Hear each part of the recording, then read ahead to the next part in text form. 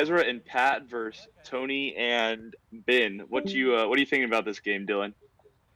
I'm excited to see Tony play first and foremost, because it's been a long time since the last time I played was Spicy Dirt, and I think something we're going to talk about over and over again is how bad the rust is during quarantine. So I'm excited for that, and of course I'm excited to see Pat and see what he's got going on. How about you?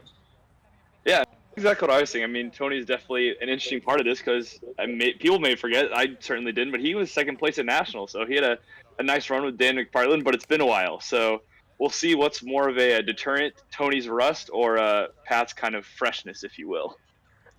That is such a great. I was actually thinking about Spicy Dirt's run like the other day because Gasway and I were talking about that crazy nationals bracket and how Spicy Dirt was on that side. That was so weird. Spicy Ruby. I'm sorry. Yes, Spicy Yep. Ruby, Spicy Ruby. Yeah. So yeah, that's a great trivia question. For real. So it looks like we got Ezra and Pat with the first point. He hits a rim and then gets it on. Oh, that's a good touch by Ezra. Set by Pat. Ezra couldn't put it on. Oh, that was a good try. Good try by Ezra though. Yeah. No, honestly, like Pat, knowing he doesn't have much experience, that was a good, solid set from out deep with that. Oh, that fisted Anthony Rentsch serve. Oh, I just miss it. It's beautiful. It'll be interesting to see like how, because Tony's kind of an encapsulation of the way the game was a couple years ago since he hasn't played much. So, but honestly, a lot of these players are. Ben probably has the most up-to-date, at least serve, if you will. Him being lefty especially helps. But, ooh, the tough pocket right there by Tony. Pops right up. Oh, good dive. Oh man, seen a lot of pockets and a lot of awkward hits right now, which just looks like rust to me. And it's interesting because I would say Ben definitely has the more modern serve, but then Ezra and Tony both are like get it on, and Tony's super fast, so he can play some really good defense. Yep, which, I mean, playing as a new player like Pat, I think is going to be a huge break here because he can just get it on and play that defense because Pat doesn't necessarily have the experience to put the ball where it needs to be. Looks like an easy 1-2-3. Great dive. Not enough. Oh, man. That's a great one for the camera, though. You love to see it. Absolutely. You can take a picture frame of that. That's a good profile picture right there. And guys, if you're at home too, I have both the Anthony Rentsch's stream and Spikeball's stream. So if you post a question in the comments, Logan and I can try and answer it. If you have any questions about quarantine or these players or anything pertaining to Spikeball or roundnet. Absolutely. Looks like the score is around 4-3 with Ben and Tony in the lead. And Logan, I'm going to have you lead because I am, just so you know, definitely delayed on my end. So everything you're saying, I'm seeing it like 3 seconds later. I was picking up on that a little bit. I wasn't sure, but I felt like that was the case. Yeah, I just wanted to let you know. So you can spoil me. It's fine. Okay, sounds good. We just had a great touch by Tony, and he got the ball up, but was not able to get it back on to finish. That was a tough set by Ben. I feel like as probably, in my opinion, the better player here, he should have given Anthony a better chance at that. Absolutely agree. And we gotta leave the serve from Pat, very much the day one step forward and slam it down. Brings back the good old days of starting out with round net. Oh, great shot. Was that a clean shot by Ben? I like it. Was it clean? Wow. Guess so. Really looks like front rim, but you know what? If there's 2 people I trust, it's the Dantowitz. That's so true. Great dive. And he gets up and puts it on. Easy touch by Ben, though. Beautiful set. And a rimmer tweener, I believe. So I think that's Pat and Ezra. That's an athletic movement to get that drop serve. But yeah, it's so funny because like you can see Pat, definitely a newer player. You hit it right on the head, like playing like a 2015 player. you can just tell those movements, and everyone just starting to figure out the sport. So definitely refreshing to see that. I've been impressed with just the way he's been setting. He's been getting good touches on the ball, and I mean, this is a good rally right here. Oh, what a set by Ezra. Wow, way to put on. Oh, I guess it looks like there was a fault somewhere. I'm not sure what it was. Oh, I think Pat might have hit the net when he dove for the set. But yeah, I think something that a lot of newer players struggle to conceptualize is setting to the net as opposed to the player. And I think Pat's doing a really good job of that, like setting the ball towards the net. Absolutely, and it's pretty close as well. That's one of the hardest things when you start. Is a lot of times every other sport you're passing to a player, and it's hard to get that idea. But he's doing it really well and putting it close. And Ezra's finishing for the most part. They just aren't getting good enough hits to complete the point for the rally. Right. So that blast that one past Ezra. yeah, that was such a crisp hit. Pocket. Nope, they don't choose to play that. Ezra's not trusting it. But then they get the drop. That was cruel, Ben. Oh, with the little backspin on it too. Yep. So I think it's about 9-6 Ben and Tony over Ezra and Pat. And in terms of competitive play, whenever I was playing, like let's take the score 9-6 for example. If you're behind, it's almost kind of a race to 15 at that point. Slowly chipping away and to try and meet him at 15 so that you have a shot going into the latter 6 points. Because I think it's so important to knot it up when you're behind going into like 15, 16s.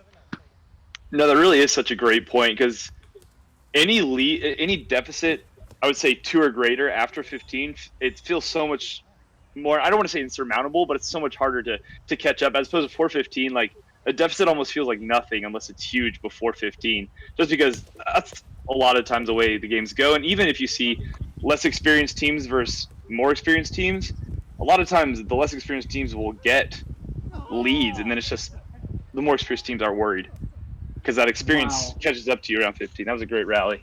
No, I completely agree. But that rally, there were a lot of great dives there. So love to see it. I mean, you hit it on the head right there because in roundnet, every lead just feels so much bigger, especially when you're playing with guys like Ben and Ezra who play in Premier. They've played in I'm sure a few pro divisions. I know at least Summer Spike last year. So they're very high level players that those breaks just feel so much bigger.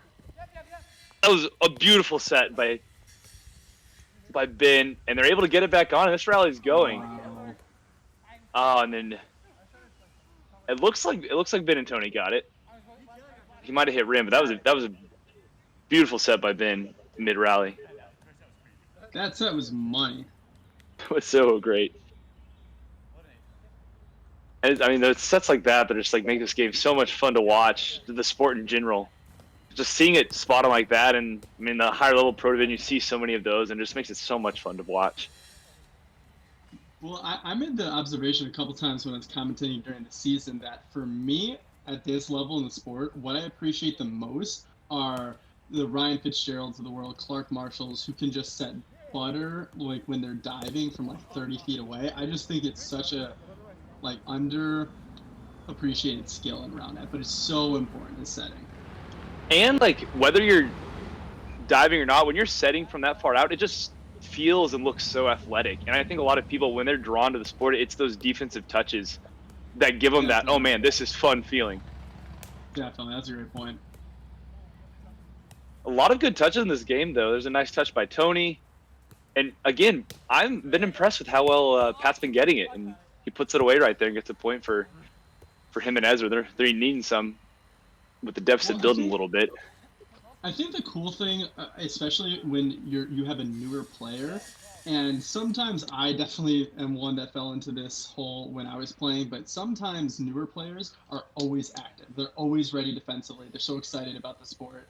And sometimes like more experienced players, they kind of take a few points off here or there, which is why I like watching newer players more. Like they never take their foot off the gas, and I love that. And they're able to. Pat's obviously doing a great job of getting to a lot of balls. And it's almost as if, and part of this is true, but the more you play, you're like, oh, like offense is so overpowered, I'm not going to get to it anyway. And so more experienced players will stop and, like you said, take a play off. And even if offense is overpowered, that doesn't mean you should ever take a play off because there's always opportunities to get the ball that you don't see coming, pockets or maybe just a miss hit by the hitter. And newer players, they don't have the mentality yet, and I think that's a great point. Yeah, exactly. Well, and especially to your point about pockets and stuff, we're at the stage where even pro players, like a 1-2-3 that you think they're going to put away, they occasionally will. Oh, nice tweener by Ben. You will see them pocket it up or miss hit it. Or I've even seen Tyler Chiswick, who's one of the most creative hitters in the game. Like he flubs some sometimes, and I don't know if it's a lack of focus or what, but that, to your point, it's always worth it to be in a good defensive position. And that's almost part of the defensive strategy. It's not necessarily like, yes, you play where you think the ball's going to go and you work to get in that position, but it's playing for the opportunities rather where the ball's going to go. Because, I mean, odds are, at least the higher levels, the ball is going to be put away. But you've got to play as if there is going to be something to happen so you can be there to get that touch. Definitely. And I think like that when we talk about players like Jarrett Rouse, Kenny Ortega, Ryan Fitzgerald, like that's something that I see from them routinely. It's just, especially Kenny, is effort every point. Yep. So I think it's not a shocker that like that correlates to Kenny having some of the most insane highlights that we've seen, is because he just never gives up. Absolutely, because all it takes is a slight miss hit, and if you're there playing for that to possibly be a case, you get that touch. And I mean, Kenny makes it look beautiful when he does it. Yeah, I think someone posted his defensive point against Wabi Sabi. I think that was at 2018 West Regionals, and against Preston Bias, who's probably the best hitter in the game. And he just didn't give up at all. And he threw his body in front of a Jarrett Rouse hit. Jarrett Rouse being a top 10 player, so he just does not give up. And Loma won that point. So I think that's what gives Kenny in particular so many opportunities. Point was literally on my mind. I could just watch that on repeat over and over. It's so nice. Oh my gosh. Good. Yes. It's a good touch by Ezra, but then Pat couldn't finish it. They're still hanging. They're hanging in there, down by 3 points, but they're going to need a little bit something, like we were talking about, that race to 15. You got to pick it up a little bit. Because now they're in the situation, right? They were down 6-9 and they haven't made any progress since then. Now these points, like you said, are magnified. They feel like 2 or 3x. It doesn't feel like they're down 4. It probably feels like they're down 10. Yep. At least it is a bright side. They've been able to hold the bleeding a little bit. They had that short stint around 6 to 9 there where they went down, but at least they've been able to hold. So if they can change the momentum, that is an opportunity for them. Right. Good touch by Ezra. Nice drop. That's a break, I believe. That's a beautiful shot. And I think that's a great example of what I reference, hitting with your eyes a lot. With a lot of newer players, I teach them to hit with their eyes, meaning hitting becomes so natural that instead of looking at the ball and the net, you can kind of, using your peripherals, observe where the defenders are and just flick the ball where they're not. And that's something that a lot of the pro level players are really good at, which is why offense usually holds at the pro level. Exactly. I mean, I think hitting with your eyes is a great way to say it. It's that just awareness. It kind of comes down to the roundnet IQ of knowing where the defenders are and being able to sense that. Absolutely. Good little push flick there from Ezra. It looks like it's 15-16. Ezra and Pat are pulling it together. 16-17 is what I'm seeing. Yeah, they're pulling it together. It's a couple of breaks in a row, gets them down. Now they're just down one more to tie it up and see if game one can go into extras. Oh, good try by Ezra. Right spot, but he just unfortunately doesn't get the body positioning down, which is one of the more difficult things to do in roundnet. Play body defense so that the ball pops straight up as opposed to down into the ground. It's that's one of the hardest parts of even a lot of players who obviously not the top defenders, but a lot of players who are good at defense, they still struggle with getting the ball to pop up where they want with body defense. And I think that's a big added skill. It's tough to master, but really can up the level of defense once you get it. Yeah, 100%. So a lot of good effort still. I see 19-15, so I don't know if the stream score was behind it. Ezra tries to bull shot that, and I guess, oh wow, I thought that was rim, but I think he got it. Oh, nice. Not rim was a pretty shot. Ooh, couldn't quite run that down.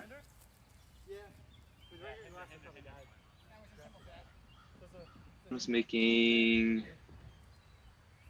Oh man, I'm not gonna lie, I don't remember I think it was a hinder.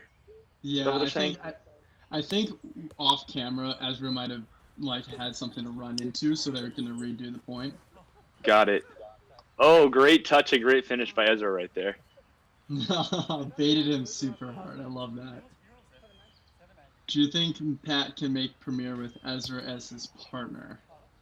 Depends what you mean. If you mean today, probably not. No. If you mean you mean by the end of the season, we've seen some incredible intermediate to Premier transformations in a season. So anything at this stage in our sport is possible.